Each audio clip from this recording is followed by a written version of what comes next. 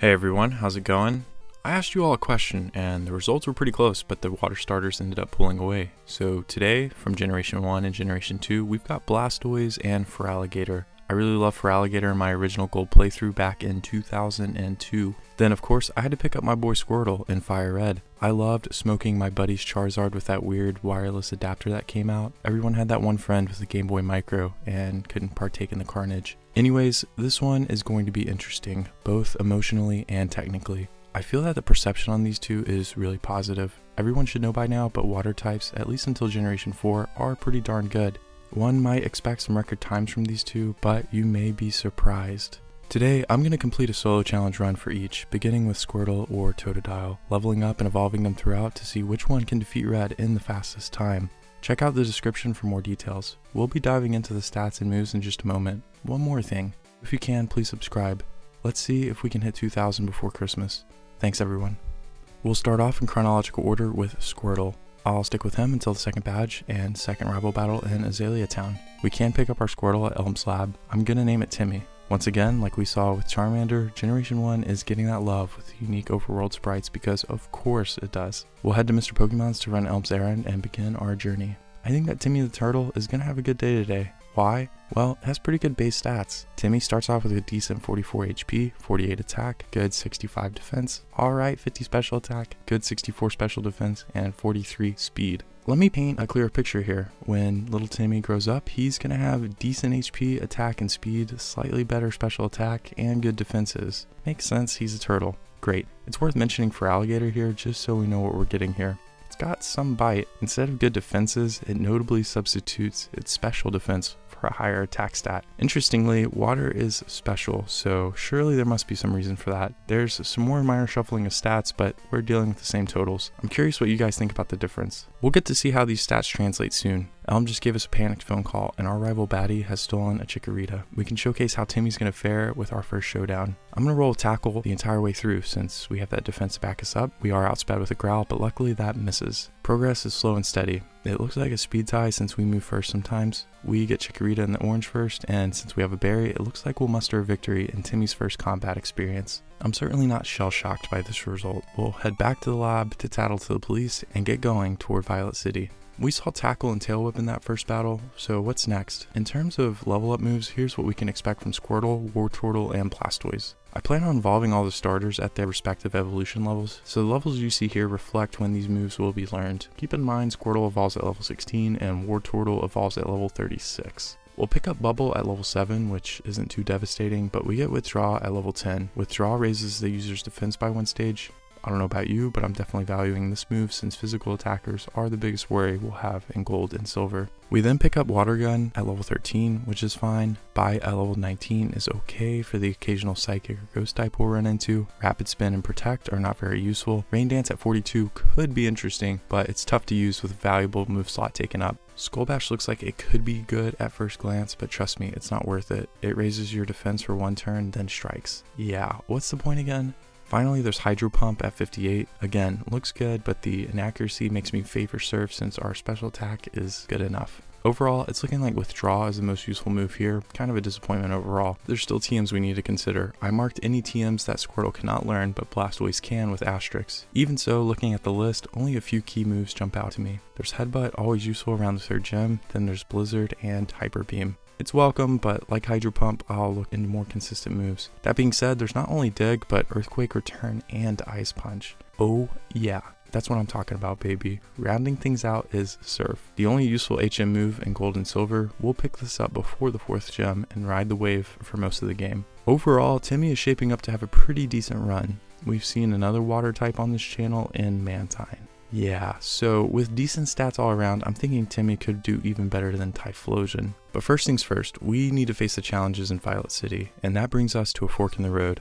I'm thinking with our defense, maybe we can sneak by in the first gem. There's a trainer with a level 9 Spearow, so if we can manage, then we should be gold. We'll give the Bird Keeper a try. I'm not really sure what move to try first, but opt for Bubble eventually. Unfortunately, we get pecked for critical damage on the first turn. Yikes. I switch to Tackle, and that misses. Bruh.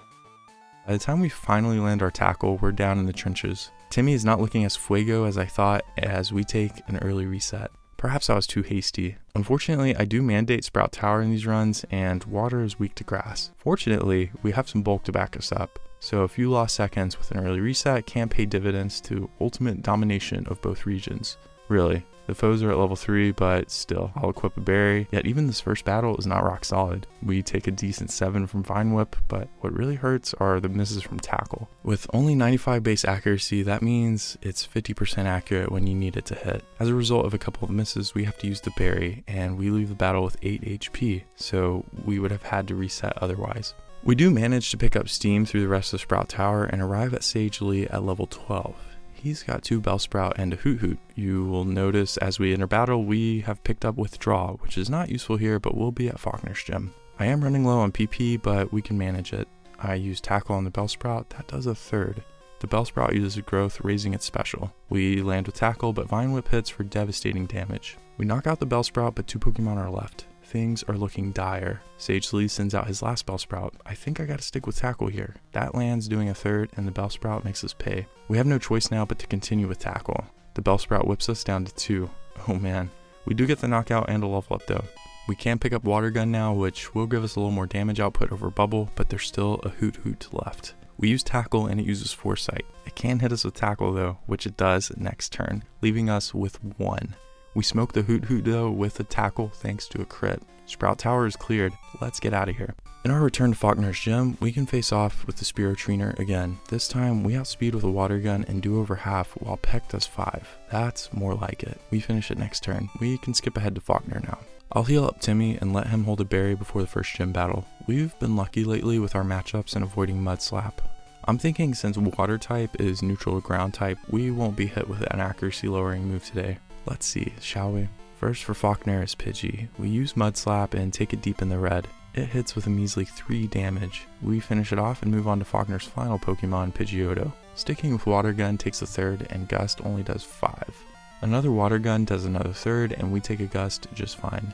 We finish Faulkner off and get the first badge. After a tough start, Timmy is coming into his own here. I look forward to what's next. On the way to Azalea Town, we level up to 16 and Timmy evolves into Wartortle. With that comes some boosted stats. We're going to take hits even better now. How does that translate at Bugsy? By the time we're ready to take him on, we're at level 19 and cruising. I don't see much threat with the Water type and Withdraw on our side. Let's give it a shot. First for Bugsy is a Metapod. It can't poison us, so we're safe to use Withdraw here. It follows with a mid Philadelphia 76er Shooting Guard. I think 1 Withdraw is enough, so we switch to Water Gun. We get tackled a few times as Metapod gets whittled down. Next is Kakuna, and I don't want to waste time, so I stick with Water Gun. Instead of Poison, it decides to use a former teammate of current Suns point guard Chris Paul. Going into Bugsy without Poison should get us to the finish line. Scyther is out and outspeeds with Fury Cutter. It doesn't do much now, but it can rack up quickly. We get hit with another Fury Cutter, but our second Water Gun does massive damage with a crit. Fury Cutter doesn't even take us to half, and we finish off Bugsy. We level up to 20, and Bugsy's been shellacked. We have one more battle before our first checkpoint, Batty 2. This one is going to be tough, as Chikorita will have evolved and Bayleaf will have Razor Leaf at this point. It can crit at the wrong time, sending us back for another reset. We do thankfully have Bite. I didn't use it against Bugsy, but it will be the signature move of this battle. It's going to be a close one. Batty sends out Ghastly first. We have no choice but to use Bite. It does massive damage and knocks out his first Pokemon. Next is Bayleaf. This is going to be tough. I think for a few moments, but come on. Our only choice is Bite. Perhaps we can get a flinch. It does about a fourth. Bayleaf doesn't flinch though and hits hard with a crit. We are holding a berry, but holy smokes, that was a lot. We Bite and Bayleaf has over half left. Another Razor Leaf lands for 17. We can use Bite again and get a flinch. Excellent. We knock out the Bayleaf, level up to 21 and move on to Batty's ace, Zubat. We can switch to Water Gun, doing over half. Its Bite only does 4 and we've secured a dub and reached the first checkpoint. Timmy finishes in about 17 minutes. Not bad at all. I'll snap over to see how Totodile will do in this first part of the game. When I pick up my Totodile from Elm's lab, I see once again we're hit with a generic sprite for another Generation 2 starter. I'm gonna name it Billy. Billy is a fitting name for a gator, don't you think? In the first Batty battle, we're poised for even better success. We have Scratch to begin with, which is more accurate, and a higher attack stat along with good defense. We outspeed first and do good damage. Unfortunately, a Growl from Chikorita does slow us down a bit, but since Scratch is accurate, we can slowly whittle it down. After 2 more scratches, we get hit with another growl. I could go for Leer, but I think sacrificing a berry will be fine. Once again, we're hit with growl, but our attack is too high for Chikorita to overcome. We get a lucky miss from tackle, and the berry heals us up. We can finish off the Chikorita quickly after that. That was pretty good for Billy's first battle. What's ahead for Billy? Totodile evolves into Crocodile at level 18, but then evolves into Feraligatr at level 30. That's an interesting progression there. We'll be beefed up the rest of the way around the 4th gym at Morty's. In terms of level up moves, things continue to get more interesting. We get Rage at level 7. This is a great move to have so early on in the game. We can power through some gyms that would otherwise be tough. We'll talk more about that in a second. We get Water Gun at level 13, then Bite at level 21 for the Baddie 2 battle and his Ghastly. Scary Face is not useful, and Slash is not that good compared to Headbutt or Return. We get Screech at level 47, which you know how good that is if you saw Espeon versus Umbreon. It lowers the opponent's defense by 2 stages in a single turn. Finally, there's Hydro Pump, but it won't be used here either. The TMs are essentially identical for Feraligatr, except that Feraligatr can learn Fury Cutter. Fury Cutter is niche, but I welcome it, I suppose. Ice Punch, Earthquake, Surf are all welcome, as are the common moves of Rest, Return, Headbutt. Really, the biggest difference here is the stat distribution. Having a massive attack instead of special attack is interesting. Intuitively, you would think that's kind of bad, but if you accept that water can be sort of a backup option to physical attacks, then you might see some advantage to that. Feraligatr is sort of like if Kingler wasn't bad. Some battles will be easier and some will be harder. I think that more battles will actually favor Feraligatr though, since Generation 2 has way more headaches to deal with on the physical front. Guess we'll just have to find out. While the first trainer at Faulkner's gym was a question mark for Timmy, I think Billy is going to leave it as an exclamation point. Why? That's because of Rage. We're at level 8, but if this Fury pans out, we can beat the first gym, then take down Sprout Tower, which at that point Billy should have the boost he needs to power through with less worry. Let's put that theory to the test now. For Rage to work, we have to move with it. Once we're hit, it'll build up power. Unfortunately, we're hit with a massive peck first, but a berry should keep us pushing through. The first Rage does a little, but if we continue using Rage, you'll see that fortunes will change quickly. By the time we're in the orange, we have Spearow in critical health. Our berry kicks in and we end up around half health while Spearow is left in the dust. That's reassuring. That momentum can continue through Faulkner. We have nothing to fear given that Timmy didn't get mud slapped. We should get tackled by Faulkner's first Pokemon and build up enough power to cruise through. First is Pidgey and we'll use Rage. That only does a little, but moving first is key. It tackles for 3 and the Rage is building. Next turn we take Pidgey to orange health. We get hit with yet another tackle and things are looking prime. We can finish it next turn. Faulkner sends out Pidgeotto next. It outspeeds thankfully, and yes, I meant that. We build yet another stage of Rage. That takes Pidgeotto to half health. Things continue the way they appear and Billy gets the knockout and levels up to 11, defeating Faulkner. The first badge is ours. We still have Sprout Tower, but with our high attack and boost from defeating the first gym, we should speed through. You may be wondering, what is the downside to Rage? Well, eventually the levels catch up and there are better options for Billy. I'd say Rage is viable until about level 25. At that point, you're better off using something like Headbutt or Dig. The reason is your boosted attack is only tied to Rage. You can't increase your Rage 6 stages and then switch attacks. Since Rage starts off at 20 base power, you are kind of ride or die with it. Not to mention it's normal, so you can't effectively use it on Rock, Steel, or Ghost types. Moving on to Azalea Town, we hit level 18 in Slowpoke well at the last Rocket battle. Despite the longer wait time to second stage evolution, Crocodile could not have come at a better time now that we can prepare to face Bugsy. The increased stats are welcome. We reach Bugsy at level 19. I'll stick with Rage and we should be good given we don't get poisoned. Time for Billy to swamp Bugsy. First is Metapod. I try Scratch first, but it only does a third. Since Rage isn't that much weaker, I switch to that instead. It continues with String Shot, but we're going to be slower than Scyther anyway.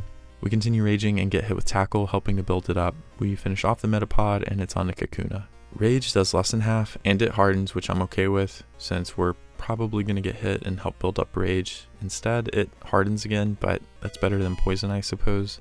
After we level up to 20, we're on to Scyther. It outspeeds with Quick Attack, meaning Rage gets an extra stage and we take it down a third.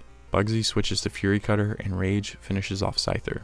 That was a very easy battle. What may not be so easy is Baddie 2. Since we finished close enough to level 21, I can face one more trainer outside of town to level up and get Bite. This Baddie battle will be one of the battles where our stat distribution leaves us at a disadvantage since Razor Leaf is special and so dangerous. Hopefully we don't get slowed down too much. We're already holding a berry, so let's get to it. We face the Ghastly first, but a simple bite is more than enough. Next is Bayleaf. I switch to Rage. We outspeed and do a 10th maybe. Razor Leaf slices through Billy's health with a crit. I'm devastated to my core. The berry does bolster us a little bit, but we need some luck now. Rage does about a 4th, then Razor Leaf misses. That is a certified my man. Rage next turn takes Bayleaf deep orange. Razor Leaf hits, but doesn't crit this time, leaving Billy with 12. But that means Rage has built critically and Bayleaf is finished. Zubat is next. I suppose Rage should finish it right? No. It hangs on. We brace ourselves. It uses Bite for 4 damage. We knock it out next turn. We sneak by Batty 2 with 8 HP left, but it's a victory nonetheless. Billy gets it done right under 17 minutes. We're only ahead by 20 seconds, so Rage didn't net us a huge advantage. Now we'll be taking on the 3rd and 4th gem, Whitney and Morty. How does Timmy the Wartortle handle these two? In Ilex Forest, we pick up our HM Ace Oddish, and now we're off to Goldenrod. Before we take on Whitney, there's some errands like picking up the radio card, the bike, and Kenya the Furo, which can learn Fly. In the midst of these chores, I'm wondering how Timmy's going to do against Whitney. Clefairy is not worrisome, but I don't think Timmy can get enough damage on Miltank before Rollout overwhelms us. I'm thinking we need to pick up Dig. We can head north of Goldenrod City to the National Park. This is going to cost us like 2 minutes due to the backtracking, but we were going to need Dig anyway for Morty later, so not a total disaster. Dig is a 2-turn attack, and one of those will cause Rollout to miss. Rollout's damage does stack if it hits consecutively, so Dig will help us bury Whitney. Right before we face Whitney, I'll teach Dig.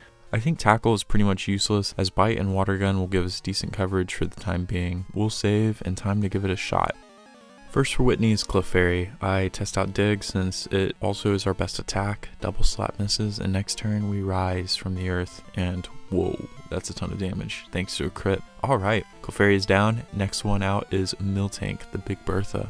It's time to Dig, but it lands a Rollout before we do. It only does 5. Rollout misses next turn as expected, and we do decent damage, but that was a crit, so it's looking more like a 6 normally. Rollout lands again as we Dig. Rollout misses next, and we dig up, taking Miltank to orange health. We switch to Bite as Rollout once more does 5. We take Miltank to red. Miltank could heal, but since it's stuck using Rollout, we finish it off next turn with Bite. Whitney is 6 feet under. We can now head to Ecruteak. After taking down the Kimono Ladies, we earn the HM for Surf. This move is absolutely bonkers at this point of the game. It's 95 base power and accurate, but with the same type attack bonus, it's effectively 142 base power. So we'll pick that up and head to Burn Tower. There we can face Batty. I'll teach Surf over Water Gun. I need to mention Ice Punch, arguably the better move, believe it or not. Ice gets a lot of flack for being one of the worst types defensively. But offensively, I'd say it's unmatched. It can hit ground, grass, flying, and dragon for super effective damage. These types are some of the usual suspects when it comes to the most difficult battles. Plus, we might even freeze some opponents. I'll teach that over Bite. Now, let's take on the Batty and Burn Tower. First for Batty is Haunter. We will use Dig since Poison is weak to it, and we outspeed. Haunter could curse us, which is devastating, but we won't have to worry much about that today. We move on to Magnemite next. We can use Dig for quad damage, but Surf is so strong and Magnemite is down.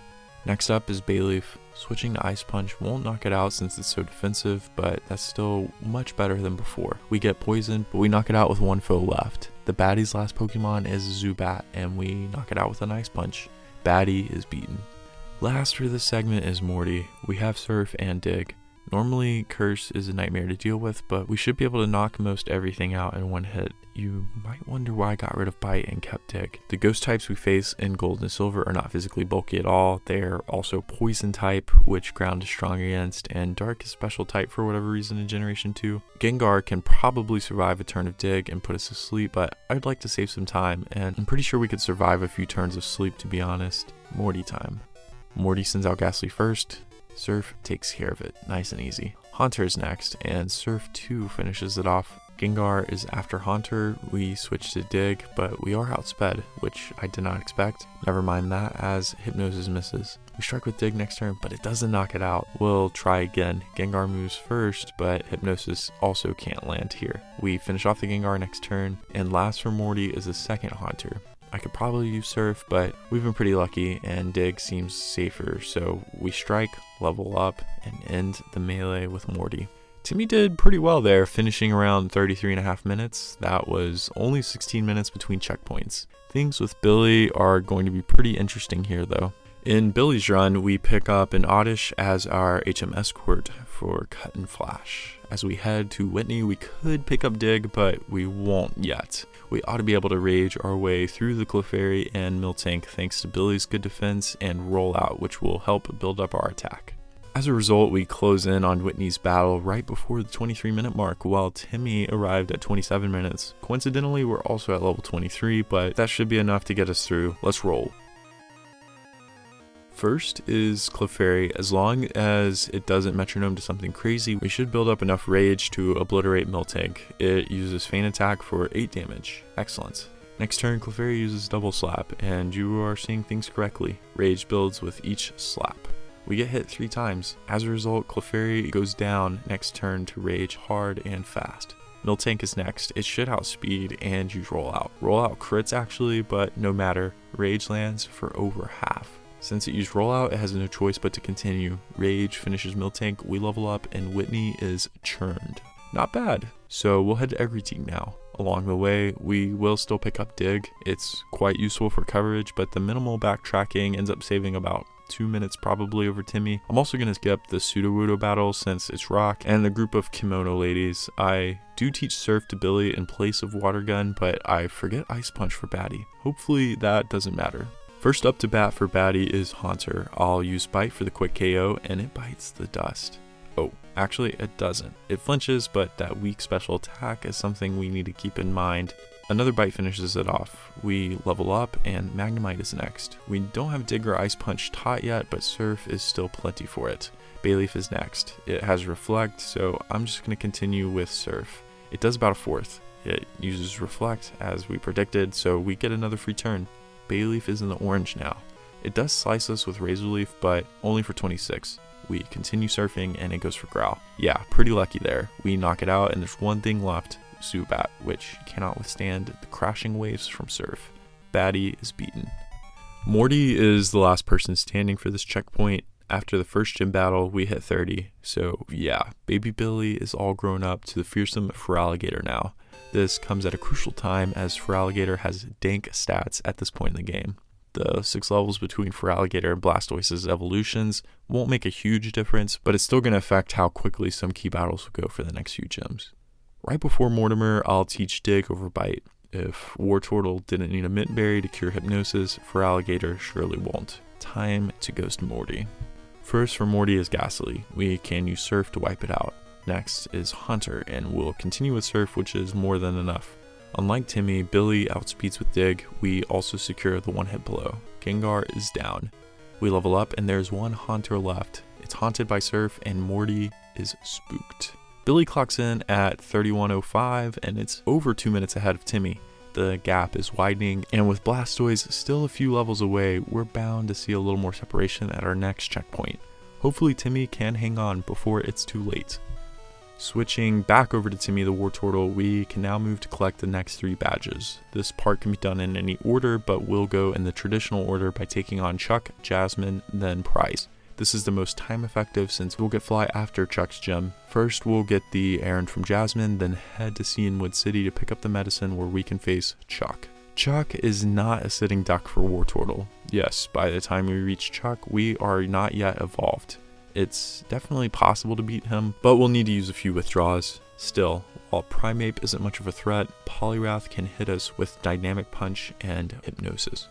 We're rolling the dice here, but maybe we can sidestep his devastating attacks. Chucky time.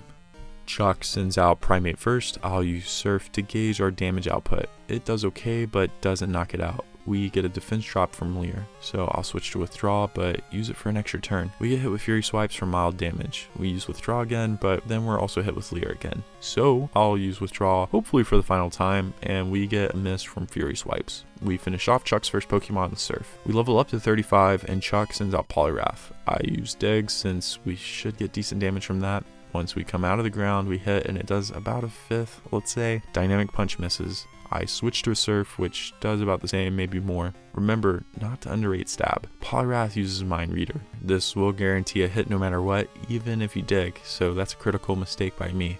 Still, we work through Confusion and take it to orange with a dig. We then get put to sleep next turn, but our Mint Berry wakes us up. I try Surf now, but Confusion lands. Dynamic Punch misses. Trying Surf again still results in hitting ourselves in Confusion. We then get put to sleep once more. While we sleep, Dynamic Punch misses, but the low PP may cause Poliwrath to switch to Surf. Poliwrath uses Mind Reader next turn for whatever reason. We wake up, but Confusion still lands. Surf does minimal damage. We hit with Surf, and now we're both in the red. Then we get put to sleep for a third time, sealing Timmy's fate. We don't wake up, and we get hit with Surf not once, but twice, securing Timmy's second reset. That went as poorly as possible, but I learned a few lessons there. Dig does not avoid Mind Reader, so my bad. Withdraw also really helped, so I'm hopeful another attempt will secure this dub. First is Primeape. Since it's a 2-hit, I'll start with the Withdraw. We get hit with Leer.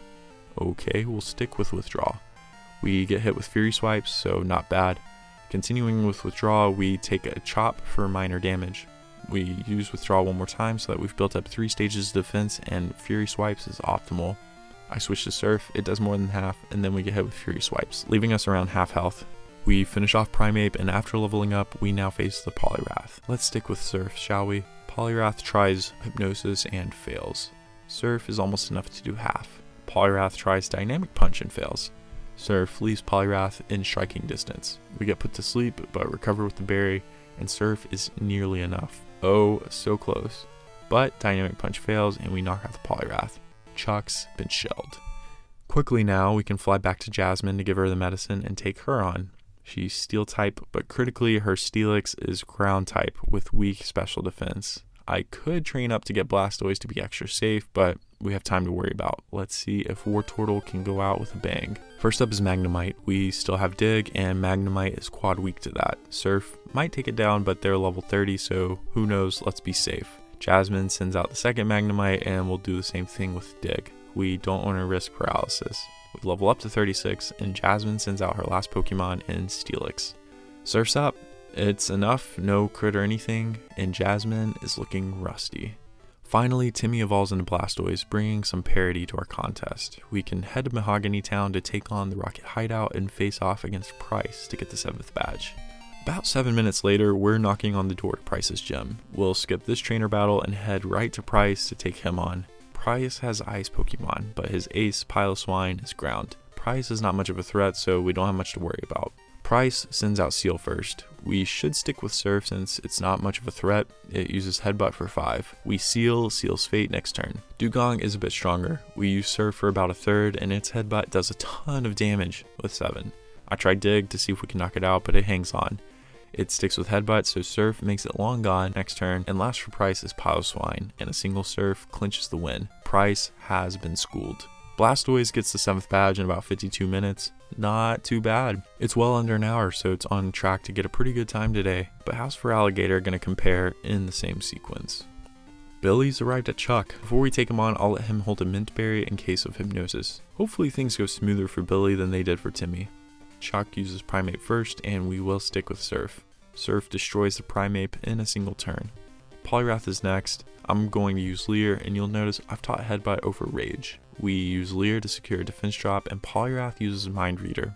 I'll switch to Headbutt, and maybe we'll get a flinch. We don't, but it does half at least. We take about a quarter from Dynamic Punch. We hit ourselves next turn, but Dynamic Punch misses. Next turn, we try to work through Confusion, and we do, securing the knockout. Chuck is beat, and it's time to face Jasmine. We saw what happened with Wartortle, so I'm expecting smooth sailing from Feraligatr here. Jasmine will use her 2 Magnemite first, and 2 Surfs from Feraligatr are more than enough. It's nice we don't have to worry about paralysis at her gym today. Steelix is next, and also finish with a single Surf. And that's all for Jasmine. Finally, there's Price, arguably the toughest matchup. I'm not kidding, but it's so lopsided right now anyways. Maybe he can slow us down, potentially. First is Seal, and with a Headbutt, Seal is crushed. Dugong is next, and it should survive a Headbutt. It does, but its Headbutt only musters 8 against Feraligatr. Dugong is smoked next turn.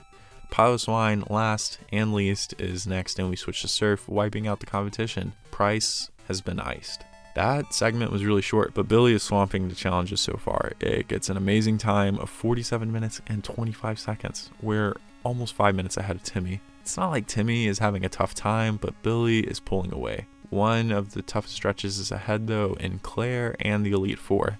I think there's an opportunity for Timmy to tighten the gap. On the way to destroy the rockets in Radio Tower, we pick up our HM Inspector Poliwag. This little guy can learn Waterfall, Whirlpool, and Surf. Thanks, Inspector. Following Team Rocket's demise, we emerge from the ice path at the 1 hour 7 minute mark. We are still rocking the same moves at the moment, and Ice Punch should be devastating to the Dragonair we face. Kingdra is part water, but paralysis from the Dragonair is usually the biggest worry here, but we won't need to today. Time to take on Claire. First for Claire is one of her 3 Dragonair. We ice it with Ice Punch. Another Dragonair comes out and gets iced again. We level up to 49, and Claire just loves seeing her Dragonair get destroyed, so we follow suit. Finally, there's Kingdra. I try Dig here instead, and after another turn, it lands for about a third. It hits for only 31 with Hyper Beam, but it will have to rest up. I switch to Surf on accident, but while it recharges, I switch to Ice Punch, getting a freeze. Yikes. So Claire uses a Hyper Potion, but Kingdra's still frozen. We continue with Ice Punch, and now Claire uses a full heal, allowing Timmy to punch its way to 8th badge. We are nearly finished with our time in Johto, but before we head to Elite Four, I have one more place to stop by that you may not be expecting. There's a house in Blackthorn City where the moved leader lives. We have Surf, but I'm actually going to forget it despite it being such a good move. Why? Well, when we get to the doorstep of the Elite Four, we can pick up a move in Victory Road. That move is called Earthquake. It's going to be extremely useful for Karen as she uses a Houndoom and Gengar. We'll need to hold on to withdraw an Ice Punch for Lance, and Return is going to be our last coverage move. To me, it makes the most sense to ditch Surf for the Elite Four over these moves. If I kept Surf, I would lose a lot of flexibility, especially if we need to learn Rest.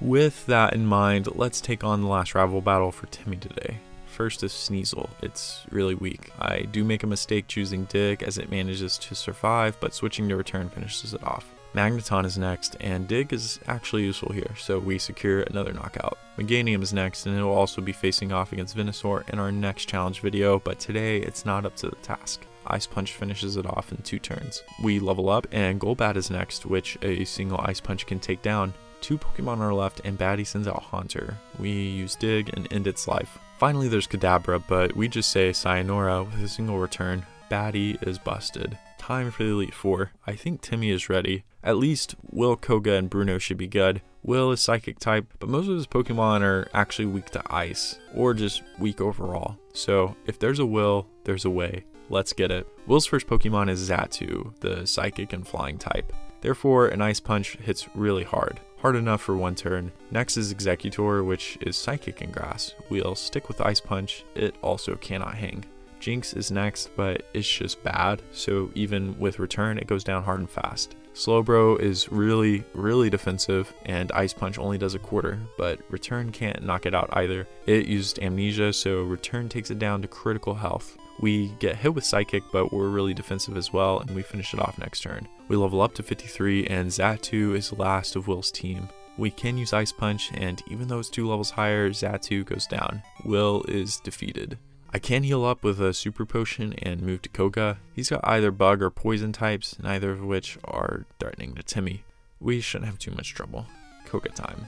We face off against Ariados first. Bug isn't weak to Ice, but I use Ice Punch anyway. It doesn't get knocked out, but we get a freeze. Poor Koga. Return knocks out the Ariados. Next is Venomoth, but sticking with Return destroys this one.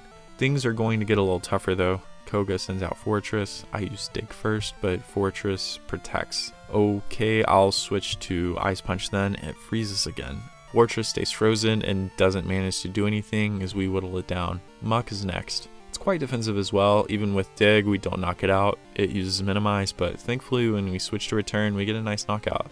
Last, but not least, actually, is Crobat. We do outspeed with Ice Punch, but it hangs on. It uses Double Team.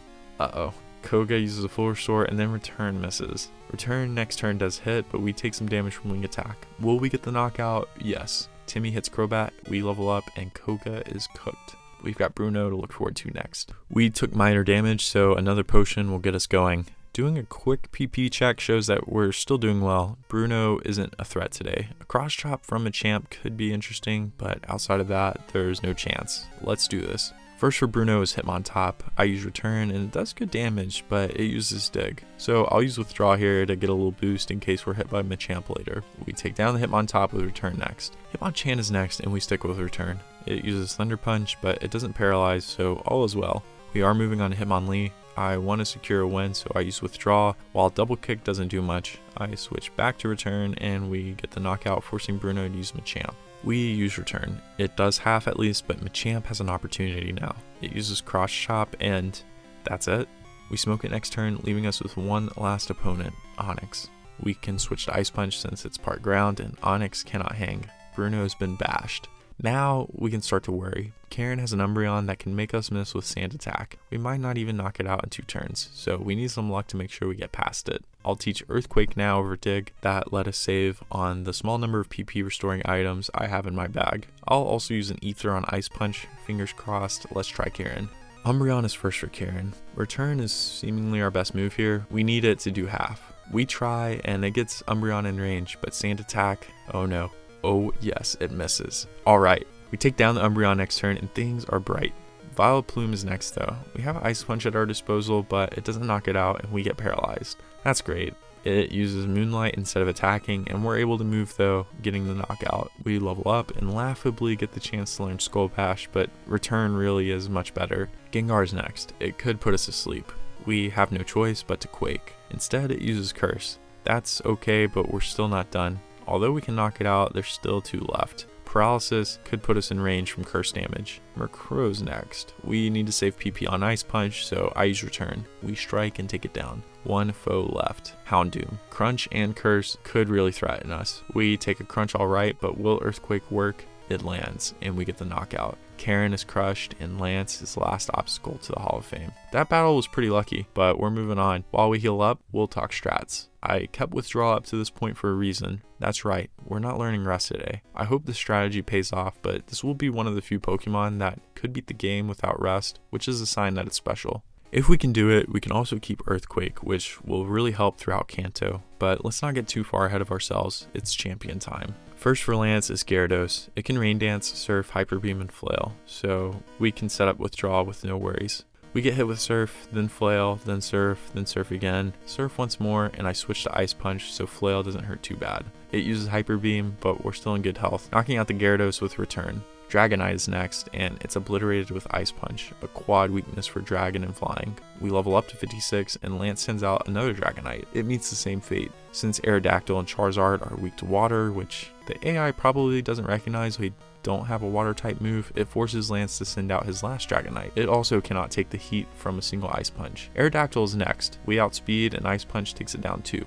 Finally, there's Charizard. We switch to Return, which does over half. Flamethrower doesn't do that much, but it burns, so we'll lose some firepower. As a result, it survives the next return, but its Flamethrower doesn't crit. We knock it out with Return, and Lance is defeated. Blastoise is a champion.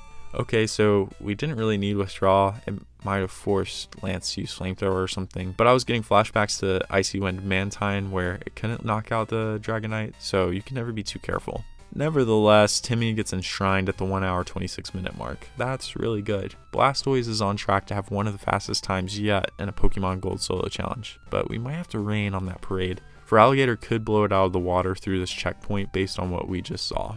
At this point, I've already made Feraligatr forget Surf in place of Return, and we've learned to Screech. I mean, look, let's face Claire and get this show on the road. First is Dragonair. We do some move management for a moment and use Ice Punch to knock it out. The next Dragonair gets pummeled in similar fashion. We level up too, so you know the last one isn't going to hang on. Finally, there's Kingdra, and we'll use Screech now. That lowers its defense 2 stages, and we knock it out with Return. That's it for the 8th gym. I'll skip the last rival battle since we know how that's going to go, but we do pick up Earthquake. That'll replace Headbutt. I can really feel the momentum now. Blastoise did really well, but arguably Feraligatr has the better stat matchup than Blastoise. A higher attack is more beneficial, and it's not like its special attack is low at all. Let's will our way to victory, shall we? First up is Xatu, and Ice Punch wreaks carnage on its health. Next up is Executor, and we don't execute it with Ice Punch, but it gets frozen. Billy finishes it off next turn. Jinx is next and plowed with a return. Slowbro follows and return does too, taking it to half. It uses amnesia foolishly and we end its time on the field. We level up and Xatu rounds out the rotation for Will, but Ice Punch is just too cold. Will is a dish best served cold. Now there's Koga. We took no damage from Will, therefore we can head straight in and continue our winning streak. He sends out Ariados first. I use return and it doesn't last. Koga sends out Venomoth next and it doesn't survive a return either. Fortress is next. I try Earthquake but it uses Protect, so I switch to Screech. Next turn it tries Protect again, so we can't do anything. We can try Earthquake again now, and it goes through, leaving it in the red. Billy finishes it with an Ice Punch next turn. Muck is next, and Earthquake is too muck to handle. Crobat is last, and it manages to survive an Ice Punch, but doesn't use Double Team. Even with full restore, we can't finish it off over the next 2 turns. We level up to 54, and Koga needs a coffin after that battle. We did manage to take some damage at least, requiring a super potion, but we're ready to go against Bruno. He's got no shot. Bruno sends Hitmontop out. It survived against Blastoise, but it does not survive against Feraligatr. Hitmonchan is next, and it too goes down. Perhaps the crit mattered, but alas, we move on. Hitmonlee, absolutely no chance it survives. It goes down. Machamp is next, and it will survive a return. We don't have withdrawal, so things might get contentious. We take a massive crit, but that's the maximum damage we'll take in Elite Four, hopefully. Machamp is down, and Onix is the last rock standing. Ice Punch ices the battle with Bruno, and now we're on to Karen. We do need to heal up, and things are not guaranteed. We will likely take a sand attack this time. Blastoise was lucky not to take a sand attack. It'll be interesting to see if that can swing the momentum in a different direction. Let's find out.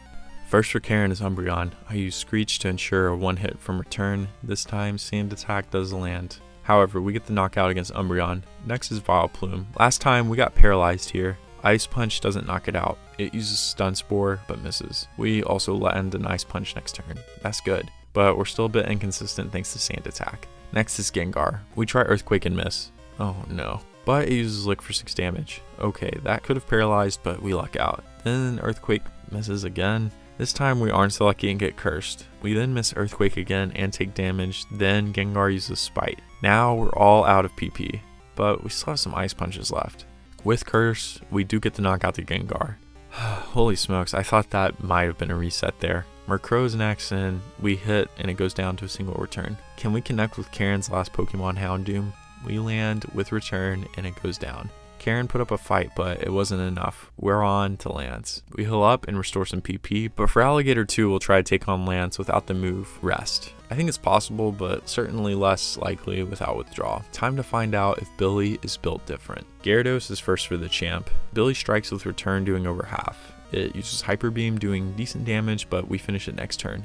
Dragonite follows, and we switch to Ice Punch. It doesn't have the strength this time either to withstand it. We level up and another Dragonite comes and goes to a single Ice Punch. Lance also tries to send his ace level 50 Dragonite out, but it has no chance whatsoever. Now we're on to Aerodactyl and Charizard. Ice Punch on Aerodactyl hits like a meteor and it faints. Finally is Charizard. I switch to Screech, dropping its defense into striking distance. It goes for Wing Attack, meaning Lance has all but given up.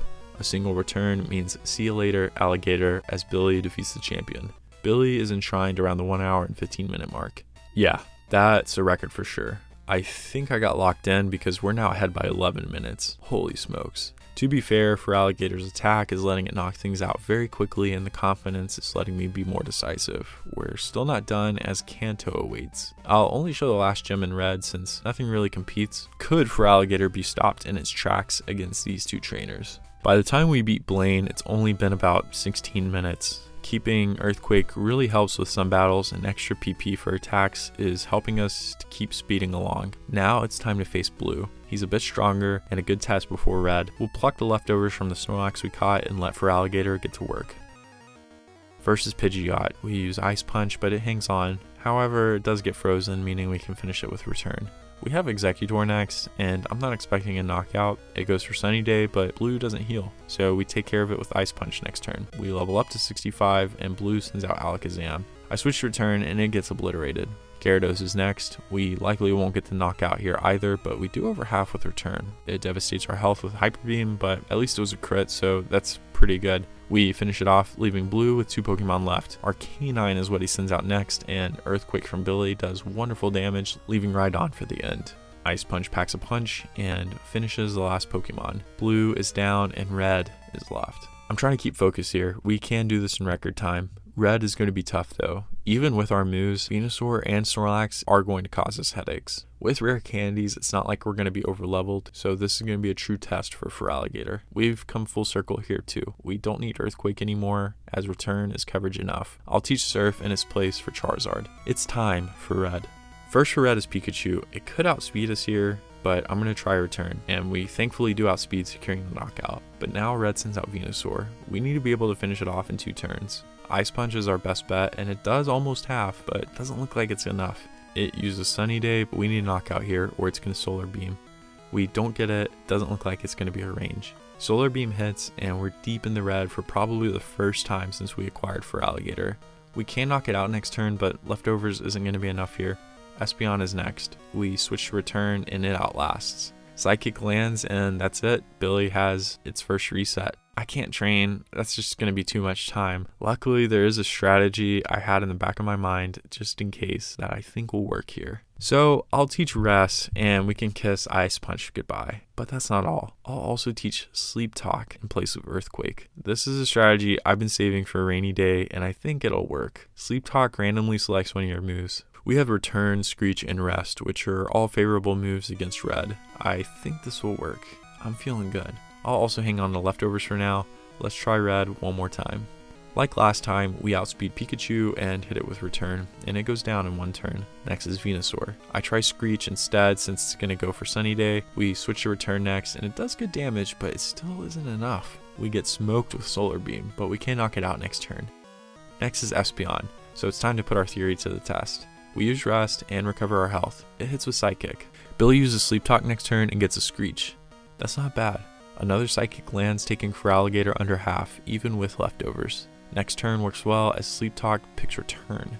As a result, we secure the knockout on Espeon and move on to Snorlax. Since we'll wake up, I switch to Screech. It lands and Snorlax uses Amnesia. I try Return next and it doesn't knock out the extremely bulky Pokemon, but Snorlax isn't doing well by the end. It responds with Body Slam, but we don't get paralyzed. I switch to Rest. Snorlax uses Rest as well, but I didn't want to risk another reset by paralysis through Body Slam and lose even more time. Using Sleep Talk next, we get a nice return. Hang on. Wow. We're moving on, I guess. Blastoise is next. This is a fun matchup. Sleep Talk picks out Screech, which is good. Surf from Blastoise only does 60. I miscount and use Sleep Talk again, but we wake up. So we pay with another 60, but the Leftovers item is cushioning the blow. Return next turn doesn't get the KO, but we leave Blastoise with a little bit left. We finish it off with 1 Pokemon remaining, Charizard. Not today, buddy. We don't have Surf, so I'll use Screech. We get hit with good damage from Flamethrower, but we don't get burned, thankfully. Next turn, we're set up. We smash it with Return, and oh man, it hangs on. We are taking down the Red ourselves, but we survive. Charizard gets taken down, and Red is finished through the power of friendship. Feraligatr finishes Pokemon Gold in about 1 hour and 38 minutes. It had a game time of 6 hours and 5 minutes. Holy smokes. At level 74 and 1 reset. Billy has clocked in at the fastest time yet. I did not expect such a time with the stats it has, but after playing through, it makes a ton of sense. Feraligatr is like easy mode for Pokemon Gold. Higher attack is more valuable than special attack for this game when it comes to matchups and moves. A job well done. Blastoise is still waiting though. It's unlikely to finish ahead, but maybe there's a silver lining. We'll skip Blue and head straight to Mount Silver. We were looking at finishing with the best time yet if Blastoise didn't have to compete with Feraligatr today. Still though, I think it should be possible to finish Red with the original strategy I was going to try with Feraligatr. Surf over Earthquake and still keeping Ice Punch with Withdraw and no Rest. Once we level up to 73, it's time to finish things off the right way. Red sends out Pikachu first. We can use Surf and we do outspeed thankfully, getting the knockout. So 1 down, just 5 to go. Venusaur is next, and it gives us a ton of trouble with Feraligatr. The small boost in Blastoise's base stats, though, secures enough from Ice Punch, surprisingly. It uses Sunny Day, but we can finish it next turn. That's incredible. Espeon is next. I think about using Withdraw, but it's best to hit with Return first. That does more than half, and Psychic hits for good damage. We don't get a special defense drop, but it wouldn't have been too awful. We can go ahead and make it faint next turn. Next is Snorlax. I try Surf hoping we can do some damage before Amnesia, but it doesn't really do that much. It still uses Amnesia anyway, forcing us to use Return. Return next turn gets it to half. We get slammed and it takes us nearly to the halfway point, but we don't get paralyzed. We continue our barrage with Return, and that takes Snorlax to red. I'm expecting rest, but it doesn't go for it using Body Slam again. Because we don't get paralyzed, we take down the Snorlax. Wow, so maybe I really didn't need Withdraw. With that in mind, we head into Blastoise versus Blastoise. I stick with Return all the way through. It's a 4-hit knockout, but we're left with only a little bit of health left by the time we face Charizard. Luckily, with Surf in hand, we can use that and wash it away. Timmy has defeated Red and Pokemon Gold. Blastoise took about an hour and 50 minutes to beat the game. That's almost 12 minutes behind Feraligatr. It's not that Blastoise is bad. Blastoise is pretty good, no doubt about it. It's just that Feraligatr is pretty good. Blastoise also finishes with a game time of 6 hours and 47 minutes at level 73 and 2 resets. Feraligatr did have to reset at red and finish 1 level higher, so it's not a complete blowout across the board. Plus, Blastoise used what I would call a viable moveset versus Feraligatr's meme-ish moveset with Rest and Sleep Talk. 1 more level for Feraligatr would have been enough for the original strategy to work out, but it's worth noting that anyway. Time for grades. Look, the results speak for themselves. Blastoise is good, Feraligatr is great. There aren't many cons to using Blastoise. Feraligatr just has some massive pros, like better stat distribution for how Generation 2 plays out and evolving at level 30. That's pretty much the only difference, but it can be exploited to get wildly different results. Overall, Blastoise is A tier. Feraligatr is undoubtedly S tier though. It's probably one of the best non-legendaries we'll use. Water type for defense with an ice type move like Ice Punch with a strong physical attack is a recipe for great success. Check out Charizard versus Typhlosion or Espeon versus Umbreon next. Stay tuned for Venusaur and Meganium as well. See you next time.